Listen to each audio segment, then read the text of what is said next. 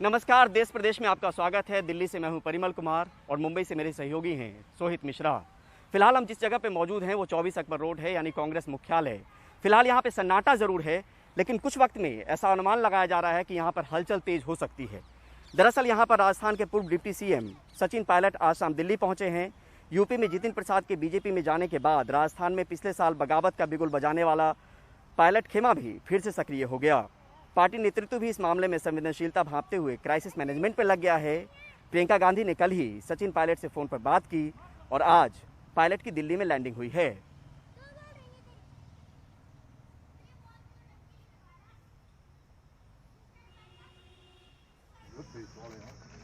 शुक्रवार को सचिन पायलट ने दौसा पहुंच पिता राजेश पायलट की पुण्यतिथि पर फूलमाला चढ़ाई।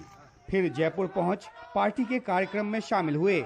पेट्रोल डीजल की कीमतों में लगी आग पर सवाल उठाया, लेकिन पत्रकारों ने राजस्थान कांग्रेस के अंदर की आग पर सवाल पूछ लिया। रीटा बहुगुणा जोशी के फोन कॉल की बात पर सचिन ने लंबा शॉट खेल दिया। रीटा बहुगुणा जोशी ने जो कहा कि सचिन से बात करी है, हो सकता है उन्होंने सचिन तेंदुलकर से बात करी हो। जितिन प्रसाद के कांग्रेस छोड़ने के बाद अब मीडिया में सचिन पर शक जताया जा रहा है। हालांकि सचिन पायलट ने पिछली बगावत के समय भी साफ कर दिया था कि कुछ भी हो जाए वे बीजेपी नहीं जाएंगे। उनके करीबी सूत्र फिर वही दुहाई दे रहे हैं, लेकिन वे कमेटी बनाए जाने के बाद भी कोई नतीजा न निकलने और पायलट समर्थकों की नियुक्तियों में देरी का आरोप लगा रहे हैं। हालांकि कांग्रेस की अपनी सफाई है।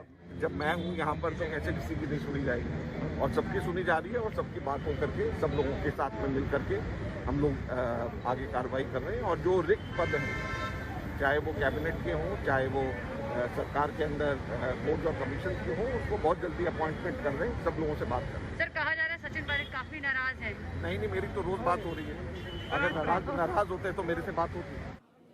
राजस्थान कांग्रेस में सचिन पायलट और अशोक गहलोत के बीच की खींचतान सालों पुरानी है। पिछले साल सचिन पायलट ने अपने समर्थक विधायकों के साथ जब अपनी आवाज बुलंद की थी, तो फिर प्रियंका गांधी वाड्रा की पहल पर मामले को शांत किया गया था। हल निकालने के लिए 3 सदस्यीय कमेटी बनाई गई थी, लेकिन नतीजा अब तक शून्य रहा है। अब जिस तरह से पंजाब के मामले में बनी कमेटी के सामने कैप्टन अमरिंदर सिंह को भी पेश होना पड़ा, उसके बाद सचिन खेमे का सवाल है कि राजस्थान मामले में अब तक कुछ क्यों नहीं हुआ है। जयपुर से हर्षा कुमारी सिंह के साथ दिल्ली में उमाशंकर सिंह, एनडीटीवी इंडिया। तो वहीं केवल राजस्थान ही नहीं बल्कि पंजाब कांग्रेस में भी कलह चल रही है, और इस बीच पंजाब कांग्रेस के अध्यक्ष ने एक बड़ा बयान दिया है। उन्होंने कहा कि अगर मेरे हटने से पार्टी मजबूत होती है तो मैं आज ही हटने के लिए तैयार हूँ। सुनील जाखड़ किसी भी कांग्रेस के उस प्रयास के अंदर कोई रोड़ा नहीं बनना चाहता। सुनील जाखड़ पहले दिन से ये कह रहा है भी अगर किसी और को पीसीसी प्रधान बना के कांग्रेस मजबूत होती है तो आज ही हम उसी संस्कृति के उपज हैं जहां हमने सीखा है कि जब समुद्र मंथन हुआ था तो उसमें से जहर निकला था। साहब, सुनील जाखड़ उस विष को पीने के लिए तैयार है। सुनील जाखड़ कभी भी कांग्रेस पार्टी की एकजुटता और मजबूती के अंदर कभी भी रोड़ा नहीं बनेगा। सुनील जाखड़ को हटाने से अगर कांग्रेस मजबूत होती है तो आज ही अभी इसी समय कर दी जाए ताकि इकट्ठे होकर लड़ें।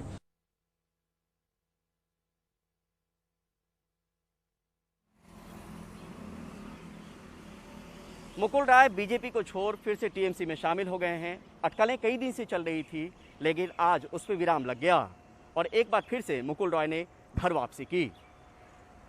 दरअसल आज दोपहर 3 बजे के करीब वो अपने घर से सीधे तृणमूल भवन पहुंचे, जहां मुख्यमंत्री ममता बनर्जी पहले से ही मौजूद थीं।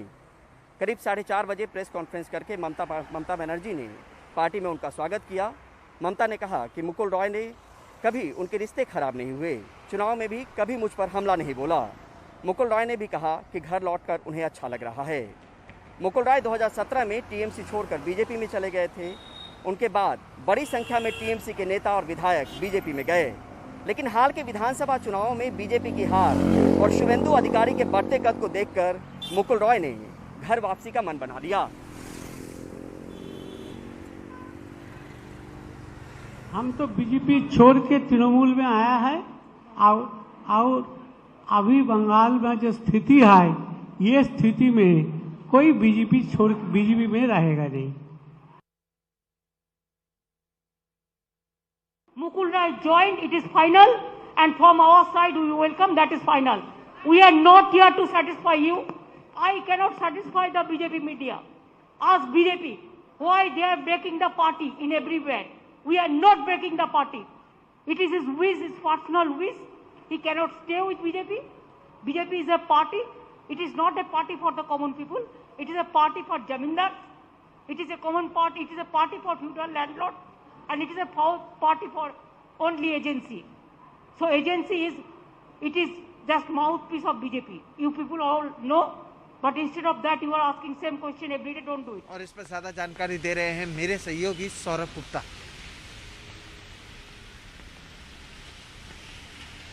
देखिए, मुकुल रॉय वापस क्यों आए तृणमूल में, इस सवाल उनसे वो प्रेस कॉन्फ्रेंस के द्वारा भी किया गया था, लेकिन तब उन्होंने बताया कि एक वो लिखित रूप में शायद अपना जो एक्सप्लेनेशन है या जो बात है वो रिलीज करेंगे, लेकिन संक्षेप में उन्होंने बताया कि उनसे काम नहीं हो पा रहा था वहाँ पे।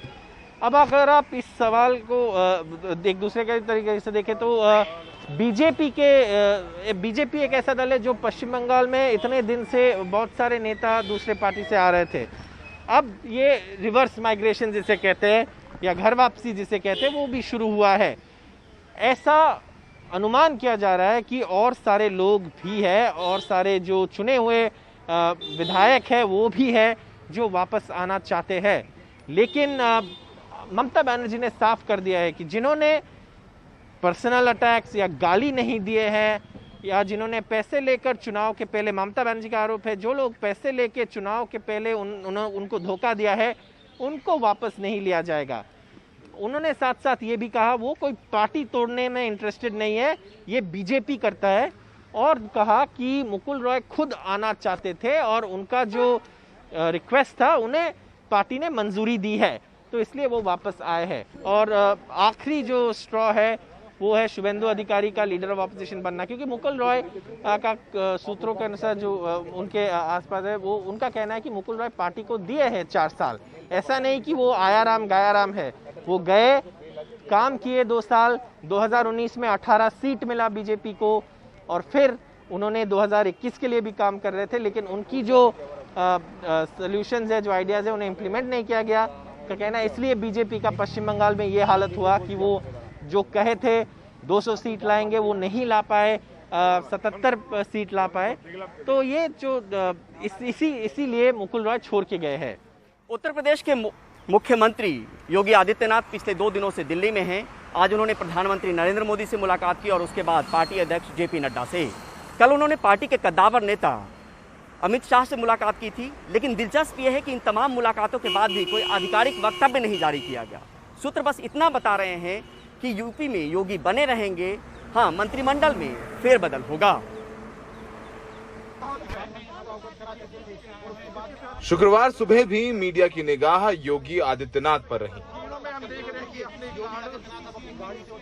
प्रधानमंत्री नरेंद्र मोदी से उनकी मुलाकात 1 घंटे से ऊपर चली। बताया जा रहा है कि इस मुलाकात में योगी ने अपना और सरकार का ट्रैक रिकॉर्ड दिखाया। वो अपने साथ अपने कामकाज के दस्तावेज लाए थे। योगी ने दावा किया कि कोरोना प्रबंधन में कोई गड़बड़ी नहीं है। उन्होंने मंत्रिमंडल विस्तार के लिए भी कुछ नाम सुझाए। संगठन में बदलाव के लिए भी कुछ नामों पर बात हुई, लेकिन योगी ने प्रदेश अध्यक्ष स्वतंत्र देव को ना बदलने की सिफारिश की। बताया जा रहा है कि प्रधानमंत्री ने उनसे विकास कार्यों पर जोर देने को कहा, खासकर जेवर इंटरनेशनल एयरपोर्ट और पूर्वांचल एक्सप्रेसवे पर बात की। इसके बाद योगी ने 2 घंटे पार्टी अध्यक्ष जेपी नड्डा से बात की। ये साफ है कि योगी अपने पद पर बने रहेंगे, लेकिन दिल्ली दरबार में उनकी पेशी बताती है कि यूपी में सब कुछ ठीक नहीं है। निकाय चुनाव में बीजेपी सपा के हाथों पिट गई। कोरोना प्रबंधन को लेकर अपनों ने भी सरकार की आलोचना की। सहयोगी दलों से असंतोष की खबर आती रही। इसलिए गुरुवार को जब योगी अमित शाह से मिल रहे थे, वहां पर अनुप्रिया पटेल भी मौजूद थीं। इससे पहले वो संजय निषाद से मिल चुके थे। सवाल तो गांव में हम लोगों से पूछा जा रहा है। कभी बीजेपी के साथ रहे ओम प्रकाश राजभर वैसे ही खुलकर सरकार के खिलाफ मोर्चा खोले हुए हैं। उन्होंने ट्वीट किया कि बीजेपी अब डूबती हुई नैया है। ये साफ है कि योगी की कुर्सी को खतरा नहीं है, लेकिन दिल्ली से लौट रहे मुख्यमंत्री अब पहले से ज्यादा दबाव में हैं। 6 महीने बाद होने वाले चुनाव से पहले उन्हें कई समझौते करने ही पड़ सकते हैं। उत्तर प्रदेश के मुख्यमंत्री योगी आदित्यनाथ दिल्ली दौरा खत्म कर चुके हैं। प्रधानमंत्री मोदी से उनकी चर्चा हुई विकास के मुद्दे को लेकर के, आगे चुनाव है और किन परियोजनाओं पर काम करके उनको दिखा करके यूपी में बीजेपी जनता के बीच जाएगी, उसको लेकर बात हुई। तो वहीं जेपी नड्डा और अमित शाह से उनकी बात राजनीति, संगठन और मंत्रिमंडल के विस्तार पर हुई। फिलहाल अब देखना होगा कि कब मंत्रिमंडल विस्तार होता है उत्तर प्रदेश में और मोदी जी के करीबी ब्यूरोक्रेट AK शर्मा जो अब MLC हैं, उनको मंत्रिमंडल में जगह मिलती है या नहीं। सहयोगी राकेश के साथ नई दिल्ली में सौरभ शुक्ला, NDTV इंडिया।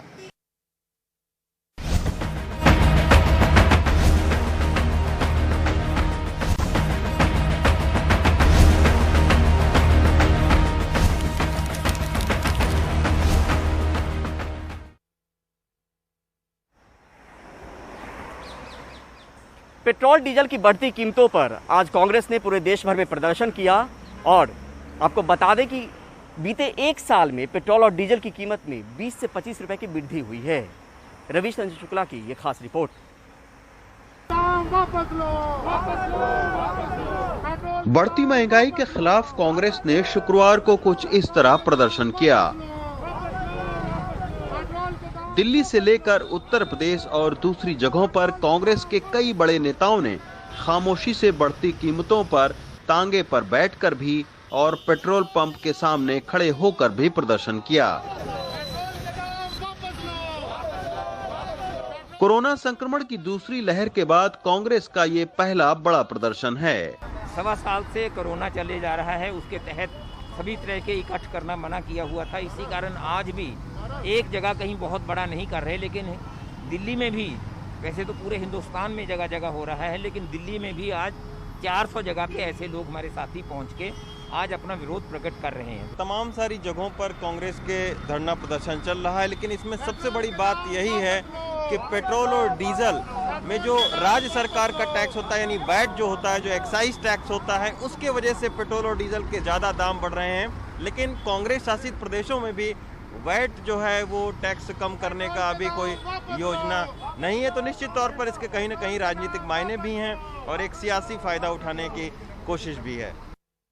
इससे पहले गुरुवार को पेट्रोल डीजल के बढ़ते दाम के खिलाफ यूथ कांग्रेस ने प्रधानमंत्री समेत पेट्रोलियम मंत्री को एक साइकिल कुरियर करने का अभियान भी चलाया था। लेकिन इस तरह के तमाम विरोध प्रदर्शनों के बावजूद कांग्रेस को ना तो मीडिया और ना ही आम लोगों के बीच बहुत ज्यादा महत्व मिलता दिखाई पड़ रहा है। आम आदमी महंगाई से जूझ रहा है, लेकिन फिर भी इन विरोध प्रदर्शनों को लेकर उत्साहित नहीं है। वो उनका काम है प्रदर्शन करना, अपोजिशन में बैठे हैं वो एक दूसरे के लिए, तो वो करेंगे कुछ ना कुछ। हाँ। अब किसी ना किसी पे तो उन्होंने अपना वो निकालना है। अब बीजेपी अभी कांग्रेस कर रही है, अब थोड़े टाइम बाद अगर कांग्रेस की सरकार आ जाएगी तो फिर बीजेपी प्रदर्शन पे बैठ जाएगी। इन दोनों के बीच में पीसेगी तो पब्लिक ही ना। सर सरकार पे तो कितने दबाव डाल लो, कुछ नहीं हो रहा ना। आप ये देखिए ना, पहले तो 100 भी नहीं था। हाँ। और अब कई जगह तो 100 है। ठीक है, आम आदमी को तो कोई फायदा ही नहीं हुआ, चाहे कोई भी सरकार आई हो। देश भर में पेट्रोल डीजल के दाम बढ़ने से महंगाई पर इसका असर पड़ा है। केंद्र सरकार पेट्रोल पर करीब 32 रुपए टैक्स और राज्य सरकार करीब 13 रुपए टैक्स वसूलती है। बीते 15 महीनों में दामों को अगर देखें तो पिछले साल 1 अप्रैल को जहां मुंबई में पेट्रोल 75 रुपए 28 पैसे थे, वहीं अब ये बढ़कर करीब 100 रुपए हो गए हैं। वहीं पिछले साल मुंबई में डीजल के दाम 65 रुपए 19 पैसे थे, जो अब बढ़कर 92 रुपए 69 पैसे हो गए हैं। लेकिन पेट्रोल डीजल की बढ़ती कीमतों पर चिंतित कांग्रेस अपने शासित राज्य में डीजल और पेट्रोल पर क्यों नहीं टैक्स कम करती है, इसका सीधा जवाब कांग्रेसी नेताओं के पास में भी नहीं है। देखिए, टैक्स कौन बढ़ा रहा है? जो वैट के दर नहीं बढ़ रहे हैं, ज्यादातर जो टैक्स बढ़ रहा है वो सेंट्रल एक्साइज और शेष बढ़ा रहा है। मोदी सुल्तान का महल बनाने के लिए 22,000 करोड़ खर्च करते हैं और जो पेट्रोल डीजल पे एक्साइज बढ़ाते बढ़ाते जा रहे हैं, तो पहली जिम्मेवारी एक्साइज कम हो, सेस बंद हो और लोगों को फायदा मिले। जरूरत अगर आपको पैसे की है, आपके पास पैसे नहीं, तो ये विस्ता प्रोजेक्ट बंद करो ना भैया।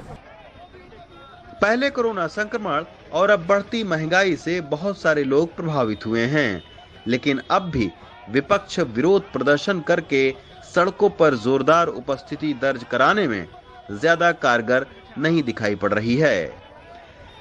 नई दिल्ली से शशिकांत के साथ रविश रंजन शुक्ला, एनडीटीवी इंडिया।